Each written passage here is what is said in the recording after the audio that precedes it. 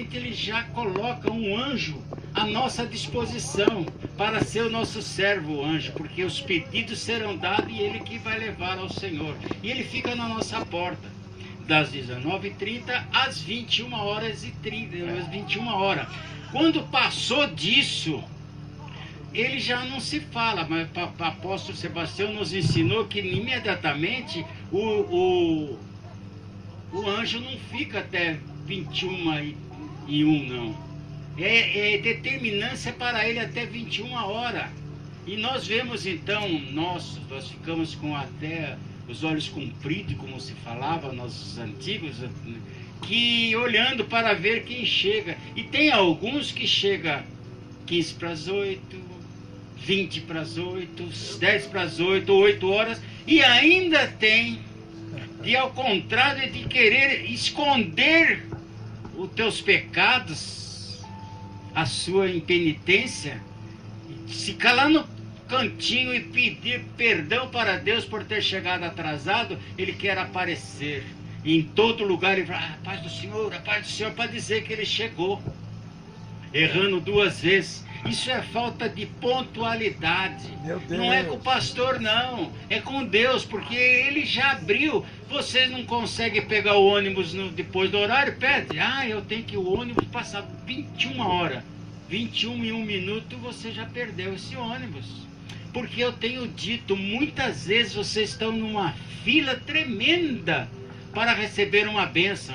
E Deus fala para o anjo assim: às 19h32 você dá essa bênção para fulano. E o fulano não está ali, sabe o que acontece? A bênção volta, você vai ficar só outra vez. Isso, vejam só, é um achismo do pastor Pedroso. Porque vocês estão fazendo o que? Quando você levanta a mão para o céu, você se entrega ao Senhor para ser servo. Que servo que quer ser Senhor? Nosso Senhor é Deus, e Ele demonstra, coloca para nós, os pastores, para abrir igreja. Senão chegava para você e falava, qual é o horário disponível para você ir na minha igreja? Não é assim não. É nós que temos que se ajeitar ao horário certo. Então por isso todas essas pilares do caminho do cristão não basta, ainda precisa muito mais. Porque nós, será que precisamos ser cristão para ser honesto? Quantos crentes estão achando Bíblia na igreja, achando celular na rua, nem vê qual é o número para ligar, olha, você perdeu, não, Deus me abençoa. Que bênção é essa? Arranjei um homem maravilhoso na minha vida, vai ver, o homem é casado. Deus destrói uma família para fazer outra? Então, por isso, os pilares do crente é muito mesmo. Nós precisamos. Vocês acham que eu seria chamado de pastor se estivesse, apesar que o meu nariz já é grande, mas pintasse ele de vermelho, chegasse na rua aí, vocês iam falar que eu sou palhaço, não pastor. Então, a forma de nós entrarmos e sairmos em todos os lugares é o que determina o verdadeiro crente, né? Louvado seja o Senhor. Pastor Pedro, vem orar pelo apóstolo Sebastião, ministrar a palavra, quer dizer, dar os ensinos.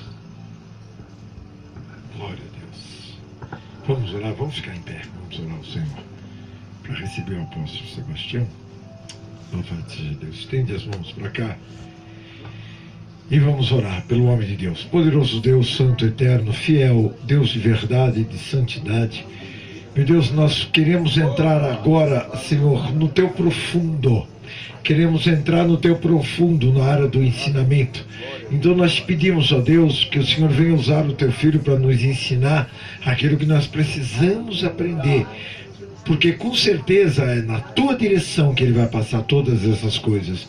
Por isso, Deus, nós queremos que o Senhor use o Teu Filho para a Tua honra, para a Tua glória e para o Teu louvor, em nome de Jesus. Amém? Pode aplaudir o Senhor.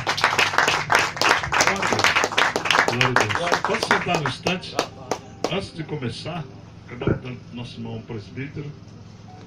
Ele é cantor também. Vem aqui.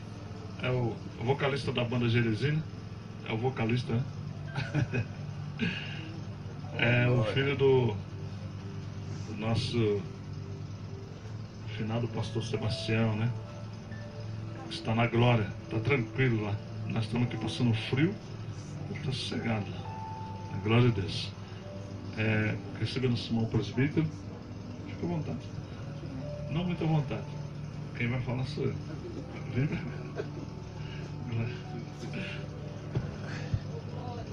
Cumprimento o povo de Deus com a paz do Senhor.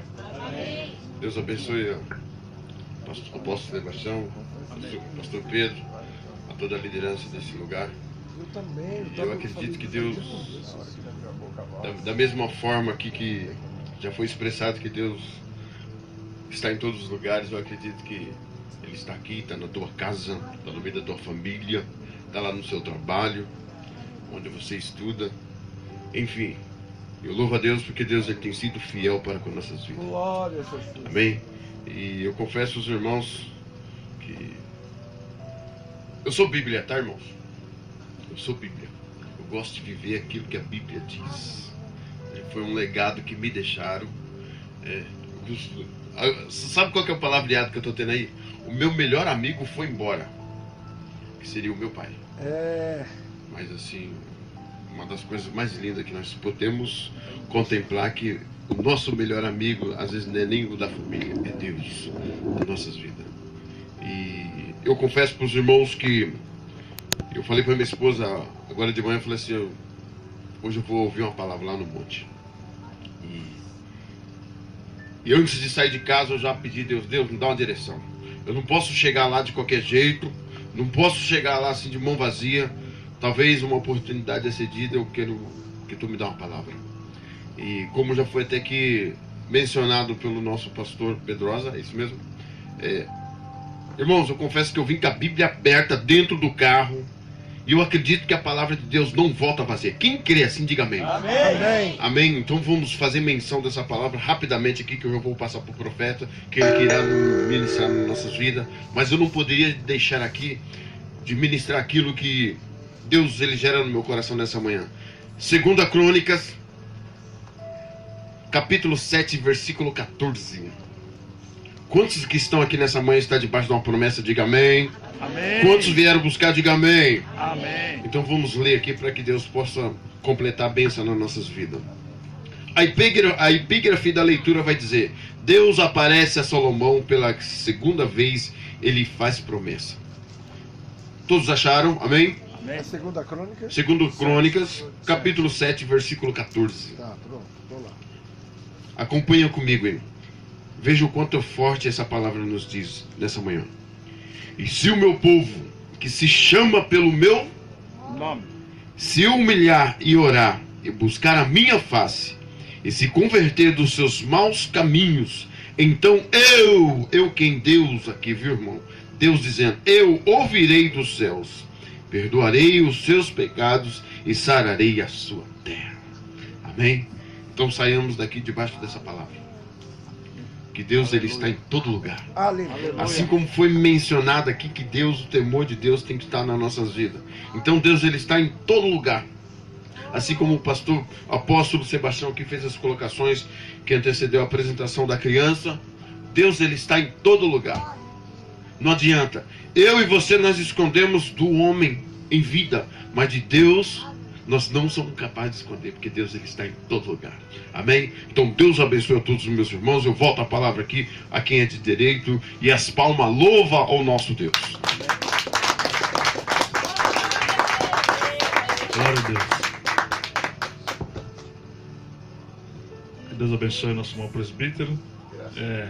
O pai dele foi um dos fundadores aqui conosco, né? Do trabalho, mas já se foi, né? Está bem.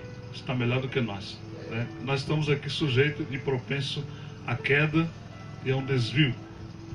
Bom, para quem não está nos acompanhando, nós estamos falando, dando estudo sobre escatologia. Estamos falando sobre a vinda do Senhor. E hoje nós vamos falar sobre o período da grande tribulação. Quando nós falamos, irmãos, a vinda do Senhor, a igreja hoje, ela... os líderes não preparam a igreja para ter um encontro com o Senhor. A liderança está preocupada em preparar uma igreja para ser vitoriosa, ser vencedora, ser próspera, né? Hoje está em moda, né? Está em moda, está em alta se gerar empresários, políticos dentro da igreja, né, para que a igreja tenha poder. Esquecendo-se que o poder da igreja, a Bíblia diz assim, Jesus disse assim, eis que vos dou poder. O poder da igreja está em Cristo, não está na política, não está no empresariado, não está nisso. A Bíblia diz assim, alguns confiam em homens, outros em carros, outros em cavalo. Mas eu faço menção do Senhor. Graças a Deus. Isso é bem notório, irmãos. É bem notório. Está aqui o pastor Neto, é um empresário, já teve 8.000 funcionários. Hoje ele tem uma média de 800. Né? O pastor Pedro de Melo já foi um empresário, deixou a empresa para servir a Deus. O pastor Pedroso já foi um empresário, deixou a empresa para servir a Deus. Eu também tive uma empresa de transporte, deixei a minha empresa para servir a Deus. Claro, isso entre aspas, né? Ninguém deixou de livre e espontânea vontade, né? Foi uma livre e espontânea vontade forçada de Deus. Livre e espontânea pressão, exatamente, né? Você tem que deixar e acabou. E se você não deixa, ele faz você deixar de qualquer jeito. Ele faz a pressão e ele diz, olha, ele veio de livre e espontânea vontade, mas não. É livre e espontânea pressão mesmo de Deus, sabe?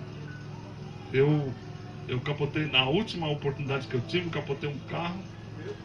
Meu carro capotou 7 vezes, saiu da rodovia Anhanguera, caiu na pista local, né? O carro acabou, mas a porta do meu lado, nem o retrovisor quebrou. Só foi a única parte do carro que permaneceu inteira, porque o resto acabou, irmãos. Dali deu PT, foi embora pro lixo, sabe? E eu não tive um arranhão. Glória a Deus. Então, imagina, se eu não deixasse, o que Deus podia fazer, né? Se Ele fez isso, Ele podia fazer muito mais. Então, a gente deixamos por livre e espontânea vontade dele, não nossa. Deixamos. Sabe por quê? Porque a gente não confia no homem. A casa é de Deus, quem cuida é Deus. A igreja é de Deus, quem cuida é Deus. A tua casa é tua, você que cuida. Mas a igreja é de Deus, então Deus cuida. O pastor, o bispo, o apóstolo, seja lá quem for, está lá na igreja, irmãos, administrando. Ele não é o do responsável, ele é um administrador. É mais um, é só mais um que está lá dentro. Ele não é nada mais, sabe? Agora, a casa é de Deus. Então a igreja precisa ser preparada. A função do pastor, qualquer dia eu vou ministrar sobre isso, os 5 ministérios, está aqui na nossa mão, tá? Os ossos dos nossos corpos também representam os ministérios.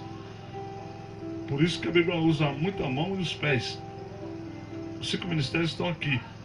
O evangelista, né, que é o dedinho que você coça o ouvido, coça o nariz, coça a cabeça, tira toda a sujeira, é o evangelista. O evangelista é aquele que pega tudo quanto é lixo e traz para a igreja.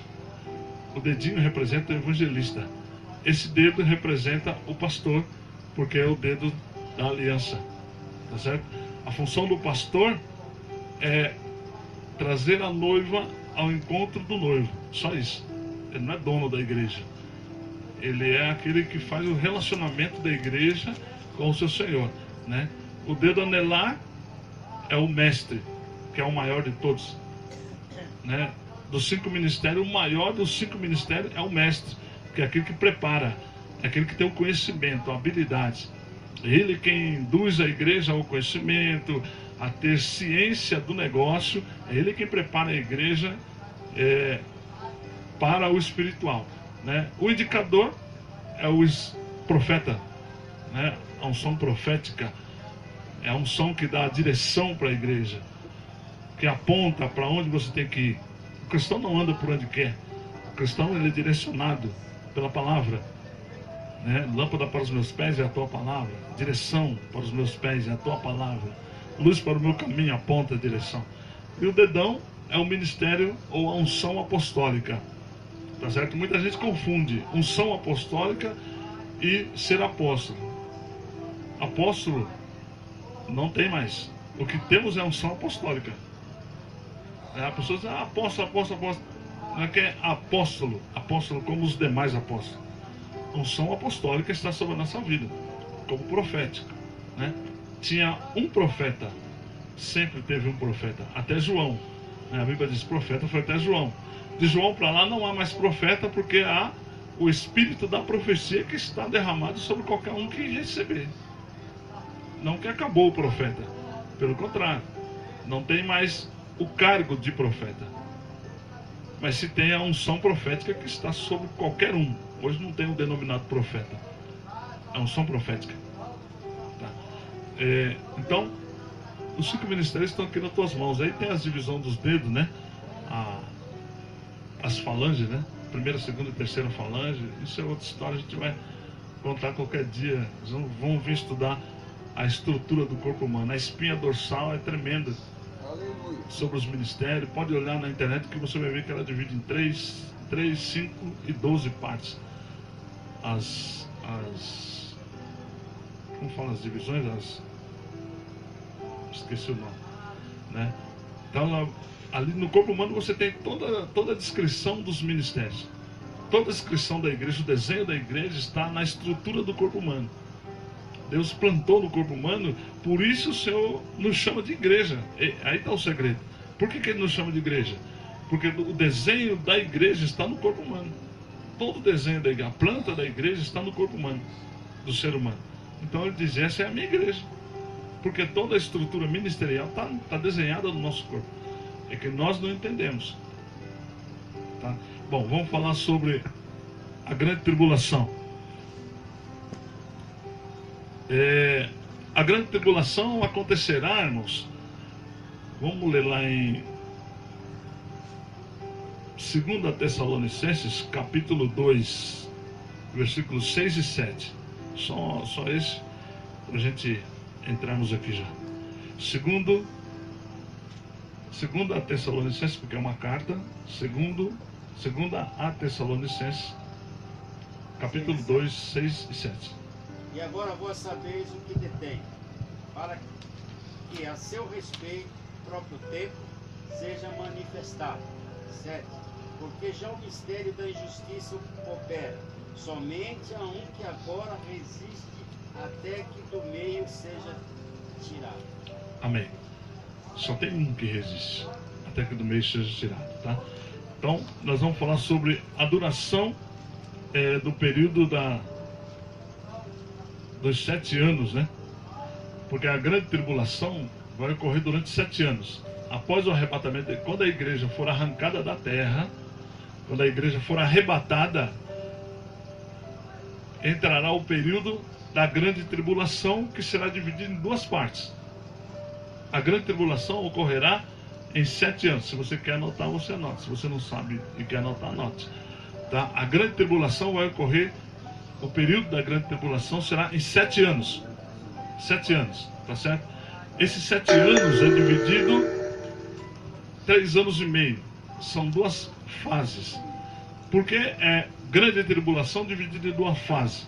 Porque a primeira fase da grande tribulação será um período onde o anticristo vai se identificar, vai se apresentar, trazendo a solução. Não será a grande tribulação, será o princípio da grande tribulação, tá? Eu quero que você preste muito bem atenção para que você não perca nada. Vamos raciocinar. Nós estamos aqui, a igreja é arrebatada. Quando arrebatar a igreja, irmãos, tem muitos cristãos que dirigem carro, caminhão, ônibus, piloto de avião. Tem muito cristão fazendo cirurgia, cristão sendo operado. Enfim, o cristão vai estar em plena atividade.